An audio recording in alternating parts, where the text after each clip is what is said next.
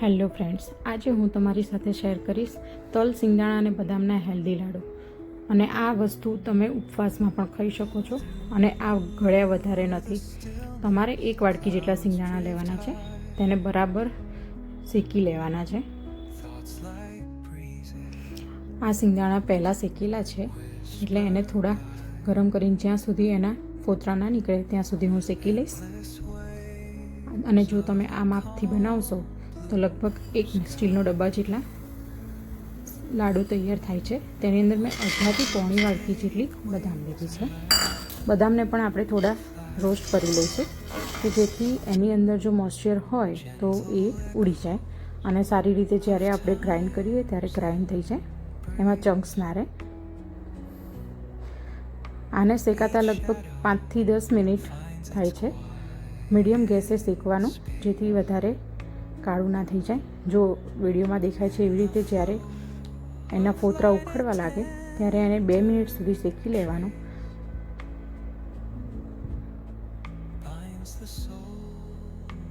તમે આ જ્યારે શેકાતું હોય ત્યારે એની અંદર કશી વસ્તુ કચાશ રાખવી નહીં કે જેથી તમારા લાડુની અંદર મોઇશ્ચર રહી છે. હવે શેકાઈ ગયા છે, મેં એક થાળીની અંદર કાઢી લીધા છે. હવે એ જ તાંજાને ચોખ્ખું કરીને, ગરમ જ છે, એને કોરા ગાભાથી લૂછીને એની અંદર મેં 2 થી 2.5 વાટકી જેટલા તલ લીધા છે. તલને પણ તમારે એકદમ સરસ રીતે ડ્રાય રોસ્ટ કરી લેવાના છે.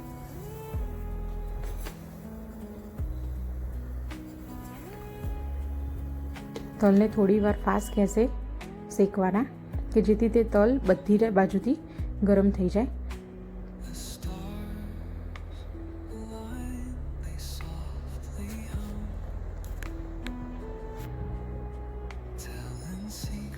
તલ જ્યારે શેકાવા લાગે છે ત્યારે તે ફૂટવાનો અવાજ આવે છે. તલ ફૂટવા લાગે ત્યાં સુધી તમારે શેકવા, અને તલ જ્યારે ફૂટવાનું બંધ થઈ જાય એટલે તમારે ગેસ ઉપરથી ઉતારી લેવા.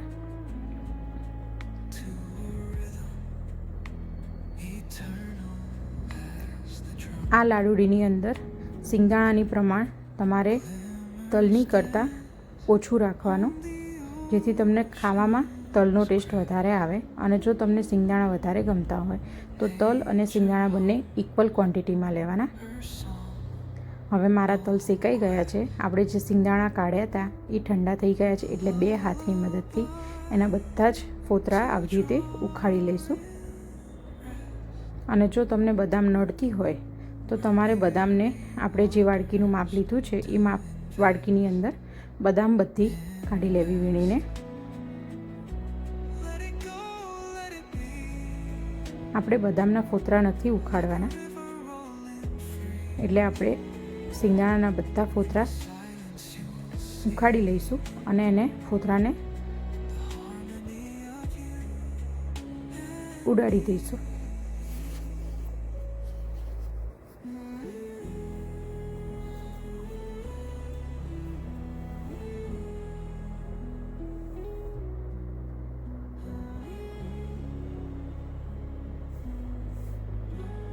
બધા ફોતરા ઉખડી જાય અને બધા ફોતરા આપણે કાઢી લઈએ ત્યાં સુધી આ પ્રોસેસને રિપીટ કરવાની.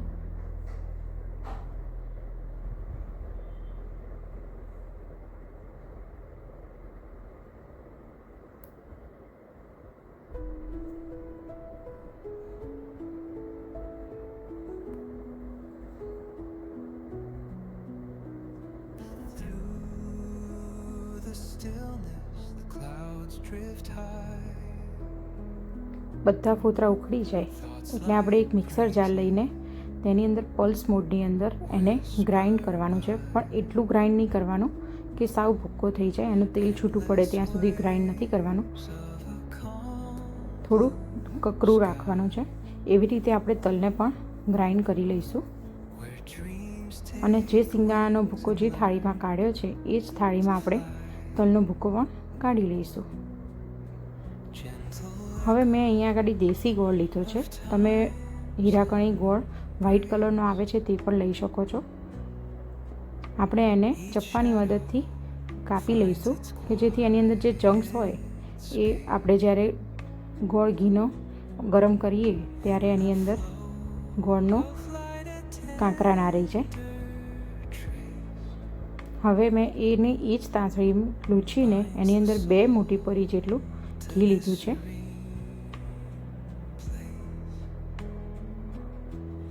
આપણે 4 વાડકી જેટલી સામગ્રી થઈ હતી એટલે એનાથી અડધા પ્રમાણમાં ગોળ લેવાનો.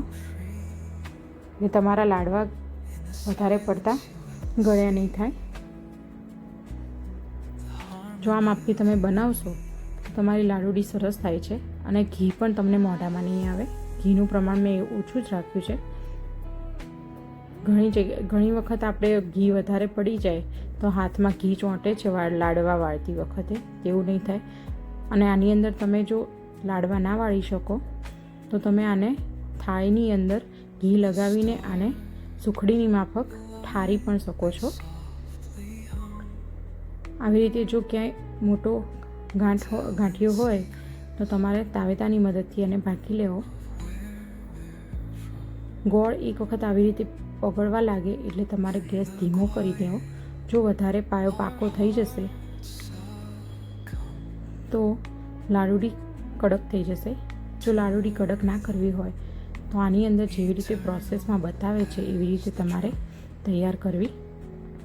બબલ્સ જ્યારે આવવા માંડે ત્યારે તમારે ગેસ ધીરો કરીને જ શેકો કે જેથી તમારો પાયો વધારે ના થઈ જાય. ધીમે ધીમે જુઓ આની અંદર બબલ્સ થવા લાગ્યા છે.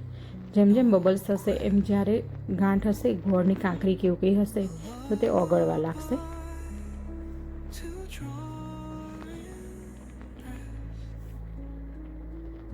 જ્યારે આવી રીતે એકદમ સરસ બબલ્સ થવા માંડે પછી એને 1 જ મિનિટ સુધી 1 થી અડધી મિનિટ સુધી જ એને શેકવાનો.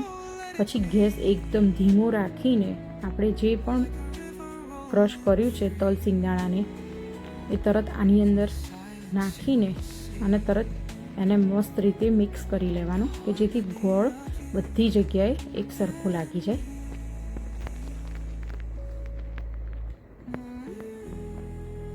તમારું મિશ્રણ અહીંયા જેટલું સારી રીતે મિક્સ થશે તેટલા જ લાડવા વાળવાની તમને મજા આવશે.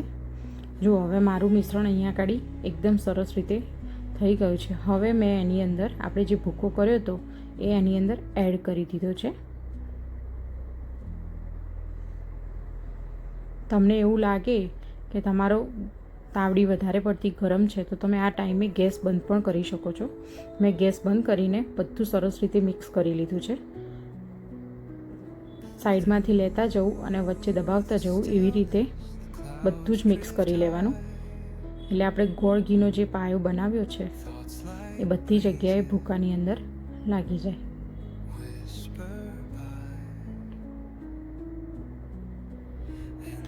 તમે જો આ સ્ટેપ બાય સ્ટેપ આ રીતે બનાવશો તો તમારી લાડુડી એકદમ સરસ થાય છે અને વધારે ગળી પણ નથી થતી અને કડક પણ નથી થતી.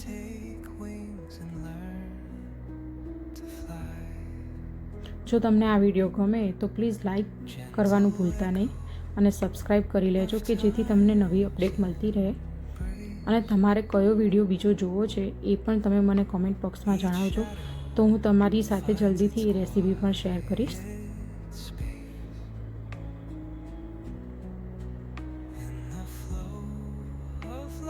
હવે જો બધી જગ્યાએ આપણો ગોળ ઘીનો જે પાયો બનાવ્યો હતો એ બધી રીતે સરસ રીતે મિક્સ થઈ ગયું છે. હવે આપણે આની અંદર લાડવા વાળવાના છે.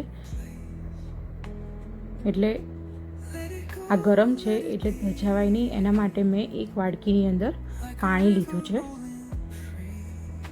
પાણીવાળો હાથ કરીને તમે જો લાડુ વાળશો તો તમને થોડું ઓછું દજાશે અને પંખો ફાસ કરી દેવાનો કે જેથી મિશ્રણ થોડું ઠંડુ થાય તો તમને લાડવા વાળવાની વધારે મજા આવે. આવી રીતે આપણે લાડવા વાળી લેવાના છે. મેં પછી આ તાવડી ગરમ હતી એટલે દજાવાય નહીં એના માટે મેં જે થાળી આપણે ભૂક્કો લીધો તો એ થાળીની અંદર બધું જ મિશ્રણ કાઢી લીધું છે અને થોડું પહોળું કરી લીધું છે.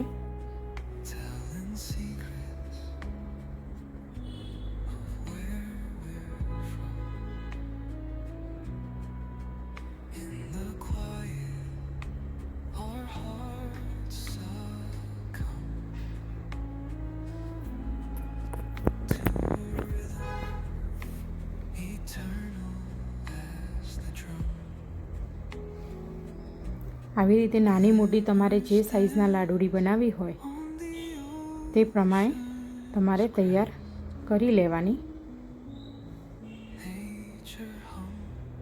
જો મેં થાળીની અંદર મિશ્રણ કાઢી લીધું છે અને પાણીવાળો હાથ કરતા જવાનું અને આપણે જેવી રીતે ચૂરમાના લાડુ બનાવીએ છીએ તેવી રીતે દબાવીને અને પછી લાડવા વાળી લેવાના. તમે આની જગ્યાએ લાડવા ના વાળવા હોય તો તમે એને સુખડીની માફક ઠારી પણ શકો છો. અને આ બધું કરો ત્યારે તમારે તમારા નાના બાળકોને દૂર રાખવા કે જેથી તે હાથ ના નાખે અને દાઝે નહીં. આ લાડુડી ખાવાથી તમારા શરીરમાં તાકાત પણ રહે છે અને તમને લાંબા ટાઈમ સુધી ભૂખ પણ નથી લાગતી. અત્યારે શ્રાવણ મહિનો ચાલે છે, ઘણા લોકો ચતુર્માસ કરતા હોય. હવે શ્રાવણ મહિનો આવે છે તો તેની અંદર પણ આ લાડુડી ખાઈ શકાય છે. અને આ લાડુડીને સ્ટોર કરીને રાખો આવી રીતે સ્ટીલના ફિટ ડબ્બામાં, તો લગભગ તમારે મહિના સુધી કશું થતું નથી. જો તમને આ વિડીયો ગમે તો પ્લીઝ સબસ્ક્રાઈબ માય ચેનલ અને લાઈક કરી લેજો.